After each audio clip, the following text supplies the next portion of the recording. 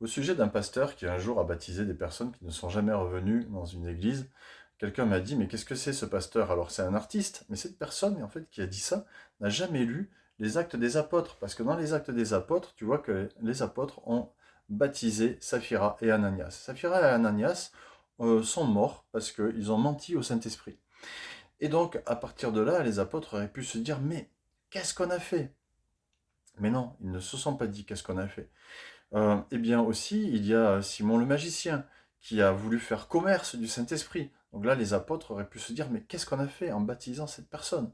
Mais non, ils ne se le sont pas dit. Pourquoi? Parce qu'ils ont simplement obéi à l'ordre de Jésus en Matthieu 28, qui dit de faire des disciples et de les baptiser. Mais après, tu n'es pas responsable de ce que la personne a vraiment dans son cœur. Toi, tu vérifies quand même que la personne croit en Jésus, qu'elle veut avancer avec lui, qu'elle a compris ce que c'est le baptême et que ce que c'est de s'engager avec Jésus, et qui est Jésus. Et maintenant, si la personne, au bout d'un moment, où elle t'a menti, où il y a des choses qu'elle a pas vraiment compris, mais toi, tu avais bien vérifié, mais tu ne sais pas ce qu'il y a dans son cœur, tu vois.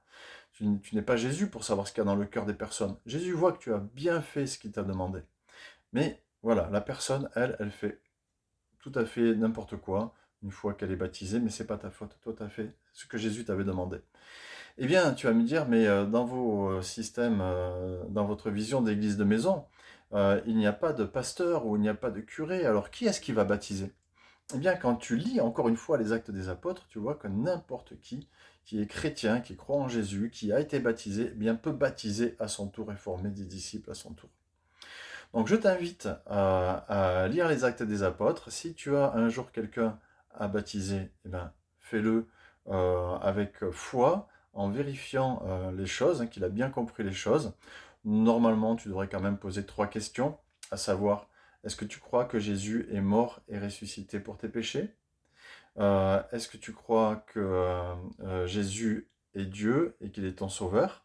Et est-ce que tu t'engages à le suivre, quoi qu'il arrive, même si ça devait même te coûter la vie? Est-ce que tu t'engages à le suivre? Eh bien, si la personne répond oui à ces 3 questions, tu peux la baptiser au nom du Père, du Fils et du Saint-Esprit. Et après, tu l'as enseigné, mais tu ne sais pas ce qu'il y a dans le cœur de cette personne. Donc, je t'invite à obéir à ce que Jésus te demande en Matthieu 28. Sois béni et continue à lire la Bible.